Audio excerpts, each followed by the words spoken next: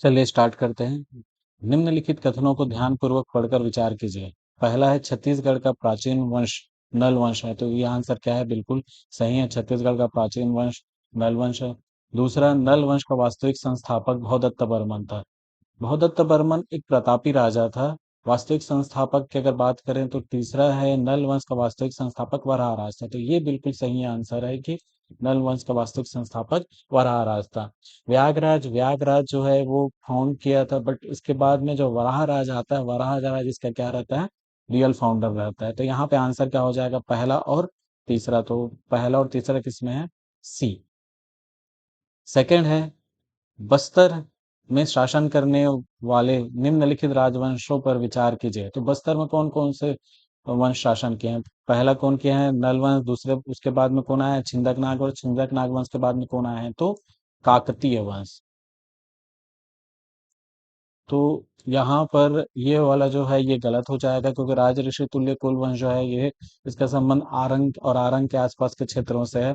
तो आंसर क्या हो जाएगा? पहला और दूसरा, नल वंश और छिंदक नाग वंश। तो पहला और दूसरा किसमें? Option B. नेक्स्ट देखते हैं। प्राग प्राग ऐतिहासिक काल के शैल चित्र बानो बानो नहीं बानी है, ये बानी पर्वत से प्राप्त हुए हैं। यह पर्वत किस जिले में है? तो यह पर्वत किस जिले में है? तो यह पर्वत है रायगढ़ जिले में। नेक्स्ट है, निम्नलिखित कथनों को ध्यानपूर्वक पढ़कर विचार कीजिए। पहला है, वैदिक काल में छत्तीसगढ़ को कौशल के नाम से जाना जाता था। और दूसरा है, वेदों में बस्तर का नाम दक्षिण दिक वर्णित है।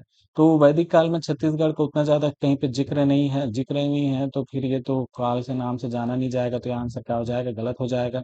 दूसरा, वेदों में बस्तर का नाम दक्षिण दिक वर्णित है, तो ये आंसर बिल्कुल सही है। तो ऑप्शन क्या हो जाएगा? बी, कि वेदों में बस्तर का नाम दक्षिण दिक है। नेक्स्ट है, 24वें तीर्थंकर महावीर जैन स्वामी महावीर जैन से संबंधित स्थल। तो महावीर स्वामी से जो संबंधित स्थल है वो कौन सा है? तो वो कौन सा है? तो वो है आरंग। इसके अलावा नखूरा नखूरा किससे संबंधित है? तो पार्श्वनाथ है, पारसनाथ से संबंधित है। इसके अलावा गुंजी गुंजी जो है ऋषभ देव से संबंधित है। तो आंसर क्या हो जाएगा? यहाँ पर आरंग हो जाएगा। नेक्स्ट देखते हैं। निम्नलिखित कथनों पर विचार कीजिए। पहला है, सातवाहन कालीन गुंजी शिलालेख पर उत्कीर्ण लेख की भाषा प्रकृत है। दूसरा है, गुंजी शिलालेख में राजा अपिलक का उल्लेख है। तो यहाँ पर एक समझते हैं हम लोग कि पहला वाला जो है कि सातवाहन कालीन गुंजी शिलालेख पर उत्कीर्ण लेख की भाषा क्या है?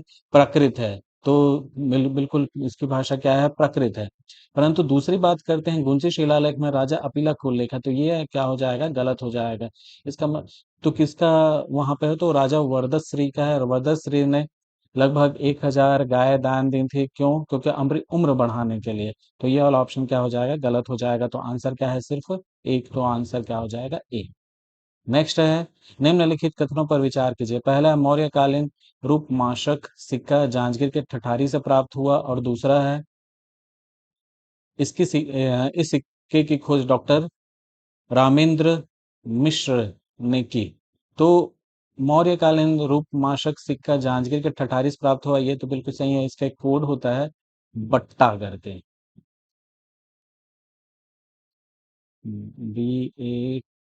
BATTA। इसका है बारगांव, अकलतरा, ठठारी, तारापुर और आरंग। तो इन सभी जगहों से मौर्यकालीन सिक्के सिक्के प्राप्त हुए हैं। तो ये तो बिल्कुल सही है कि जांजगीर से प्राप्त हुआ। परंतु इस सिक्के की खोज डॉक्टर रामेंद्र मिश्र ने नहीं की थी। इस रामेंद्र मिश्र ने आरंग से जो सिक्का मिला है इसकी खोज की थी। तो ये वाला ऑप्शन क्या हो जाएगा? गलत हो जाएगा। तो ऑप्शन क्या हो जाएगा? केवल एक हो जाएगा। नेक्स्ट है, निम्नलिखित कथनों को ध्यानपूर्वक पढ़कर विचार कीजिए। पहला है, छत्तीसगढ़ में कुषाण वंश का शासन तीसरी शताब्दी में था। दूसरा, कुषाण कालीन सिक्के बिलासपुर से प्राप्त हुए।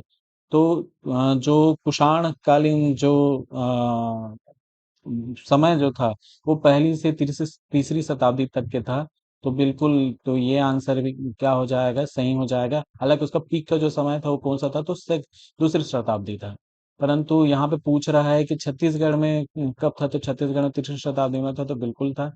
दूसरा है कि कुषाण कालीन सिक्के बिलासपुर से प्राप्त हुए, तो बिल्कुल बिलासपुर और रायगढ़ से प्राप्त हुए, तो भी ऑप्शन क्या हो जाएगा, सही हो जाएगा। इसलिए ऑप्शन क्या हो जाएगा यहाँ पर, पहला और दूसरा। तो ऑप्शन किसमें पहला और दूसरा, तो सी। नेक्स्ट देखते हैं, निम्नलिखित कथनों को ध्यानपूर्वक पढ़कर विचार कीजिए। पहला, मेघदूत में वर्णित रामगिरी छत्तीसगढ़ के रायगढ़ में स्थित है। तो पहली बात तो ये है कि मेघदूत की रचना जो है रामगिरी में नहीं, रामगढ़ पहाड़ी में हुई है, जो कि सरगुजा में है। तो ये ऑप्शन क्या हो जाएगा, गलत हो जाएगा। दूसरा है कि समुद्रगुप्त ने छत्तीसगढ़ में जीते हुए राज्यों को अपने राज्य में सम्मिलित कर लिया था। तो जीता तो था राज्य, पर अपने राज्य में सम्मिलित नहीं किया। तो पहला दूसरा दोनों क्या हो जाएगा, गलत हो जाएगा। तो ऑप्शन क्या हो जाएगा, डी हो जाएगा। नेक्स्ट है, पर्वत द्वारक वंश की जानकारी मिलती है। तो पर्वत द्वारक वंश की जानकारी हमको किससे मिलती है, तो तेरह सिंघा, यहाँ पे तेरह शिपा लिख दिया है, ये तेरह सिंघा अभिलेख, इससे हमको क्या है, पर्वत द्वारक वंश की जानकारी मिलती है। नेक्स्ट है, नल वंश में किस शासक के सर्वाधिक सिक्के प्राप्त हुए हैं। तो नल वंश में किस शासक के सर्वाधिक सिक्के प्राप्त हुए हैं, तो ये हुए हैं वराहराज के सर्वाधिक सिक्के हमको प्राप्त हुए हैं। नेक्स्ट है, निम्नलिखित कथनों को ध्यानपूर्वक पढ़िए। पहला है, आरंग ताम्रपत्र राज ऋषि तुल्य कुल वंश से संबंधित है, तो बिल्कुल ये उसी से संबंधित है। दूसरा, इस ताम्रपत्र में राज ऋषि तुल्य कुल वंश के टोटल छह शासकों का नाम उत्कीर्ण है। तो कितने शासकों का नाम उत्कीर्ण है, सुरा, दायित प्रथम, विभीषण, भीमसेन प्रथम, दायित सेकंड, भीमसेन सेकंड, इतने सारे राजाओं का नाम उसमें अंकित है। तो ऑप्शन क्या हो जाएगा, एक और दो दोनों सही हो जाएगा। नेक्स्ट है, छत्तीसगढ़ में सर्वाधिक मंदिर का निर्माण का श्रेय किसे दिया जाता है। तो सर्वाधिक मंदिर जो है वो प्राचीन छत्तीसगढ़ के इतिहास में किसने बनाए हैं, तो पांडुवंश ने बनाए हैं, पांडुवंश के शासकों ने बनवाए हैं। नेक्स्ट है, शैल वंश का शासन कहाँ पे था, किस क्षेत्र में था। तो शैल वंश का शासक किस क्षेत्र में था, तो दुर्ग में था। नेक्स्ट बात करते हैं, छत्तीसगढ़ के प्राचीन राजवंशों की राजधानी का सही क्रम क्या है। तो छत्तीसगढ़ के जो राजवंश हैं उनकी राजधानी का सही क्रम, सबसे पहले आएगा आरंग, सबसे पहले आरंग आएगा। आरंग के बाद में क्या आएगा, तो पुष्करी आ जाएगा। तो ये पहला, ये दूसरा, फिर सिरपुर आ जाएगा तीसरा, और चौथे में क्या आ जाएगा, विनितपुर। आरंग, आरंग किसकी राजधानी थी, तो आरंग राजऋषि तुल्य कुलवंश की राजधानी थी। पुष्करी किसकी राजधानी थी, तो पुष्करी जो है नल वंश की राजधानी थी। नेक्स्ट है सिरपुर, सिरपुर किसकी राजधानी थी, तो सिरपुर पांडु वंश की राजधानी थी। उसके बाद में विनितपुर, विनितपुर किसके थे, तो सोमवंश के थे। तो ये 1 2 3 4, तो यही ऑप्शन ए, ऑप्शन इसका क्या हो जाएगा, सही हो जाएगा। नेक्स्ट बात करते हैं, बलौदा बाजार जिले का तुरतुरिया स्थान रामायण काल से संबंधित है। तो बिल्कुल रामायण काल से संबंधित है। दूसरा, स्थानीय मान्यताओं के अनुसार यहाँ लौ कुश का जन्म हुआ था। तो बिल्कुल यहाँ पे लौ कुश का जन्म हुआ था। तो पहला दूसरा दोनों ऑप्शन क्या हो जाएगा, सही हो जाएगा। तो ऑप्शन सी। बौद्ध भिक्षु आनंद प्रभु का संबंध सिरपुर से था। तो दूसरा ऑप्शन है, 6वीं शताब्दी में चीनी यात्री वेंग शान छत्तीसगढ़ आए थे। और तीसरा है, बौद्ध ग्रंथ अवदान शतक से छत्तीसगढ़ की जानकारी प्राप्त होती है। तो बिल्कुल तीनों तीनों आंसर सही है। पहला है कि बौद्ध भिक्षु आनंद प्रभु का संबंध छत्तीसगढ़ से था, तो बिल्कुल था। आनंद प्रभु जब छत्तीसगढ़ आए थे तो उस समय के राजा ने आनंद प्रभु कुटी विहार बनाया था। तो ये भी आंसर क्या हो जाएगा, सही हो जाएगा, ये वाला ऑप्शन। दूसरा, 6वीं शताब्दी में चीनी यात्री वेंगसान आया था, तो बिल्कुल आया था। 635 से 640 के बीच में ये छत्तीसगढ़ आया था। तो ये भी ऑप्शन सही हो जाएगा। और तीसरा है, अवदान शतक से छत्तीसगढ़ की जानकारी मिलती है। तो ये भी ऑप्शन क्या हो जाएगा, सही हो जाएगा। अवदान शतक क्या है, तो बेसिकली जो महात्मा बुद्ध है उनके जो ज्ञान की जो बातें हैं, जो 100 जो मेन ज्ञान की बातें हैं, उन्हीं का एक ग्रंथ है, उसी को क्या कहा गया, अवदान शतक। और इसमें किसके बारे में जानकारी मिली है, तो छत्तीसगढ़ के बारे में इसमें जानकारी मिली है। तो पहला दूसरा तीसरा तीनों सही है। तो पहला, तो ऑप्शन क्या हो जाएगा, डी हो जाएगा।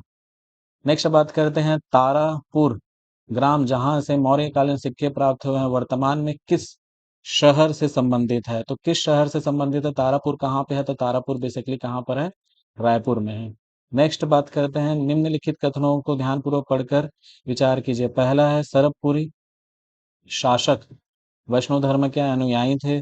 दूसरा है राजा प्रसन्न मात्र ने प्रसन्नपुर, जो कि आज के समय में मल्हार कहा जाता है, और प्रसन्नपुर शहर की नगर की स्थापना की थी। तीसरा है सरबराज सरबपुरी वंश का संस्थापक राजा था। और चौथा है तो देरानी जेठानी मंदिर के संबंध सरबपुरी वंश से था। तो पहला है सरबपुरी शासकों का जो धर्म वैष्णव धर्म था, तो बिल्कुल ये ऑप्शन सही है। सेकंड है कि राजा प्रसन्न मात्रे ने प्रसन्नपुर शहर की स्थापना की थी, तो ये भी बिल्कुल सही है। प्रसन्न मात्रे ने प्रसन्नपुर शहर बसाया था, जिसको हम किस नाम से जानते हैं? आज मल्हार के नाम से जानते हैं। नेक्स्ट है सरबराज। नेक्स्ट है सरबराज सरबपुरी वंश का संस्थापक राजा था, तो बिल्कुल ये ऑप्शन में क्या है? सही है। और नेक्स्ट है देवरानी जेठानी मंदिर का संबंध सरबपुरी से था, तो ये भी ऑप्शन क्या है? बिल्कुल सही है। देवरानी जेठानी मंदिर के प्रांगण में ही रुद्र शिव की प्रतिमा हमको प्राप्त हुई। तो चारों ऑप्शन क्या है यहाँ पर? सही है। तो 1 2 3 4 ऑप्शन डी हो जाएगा।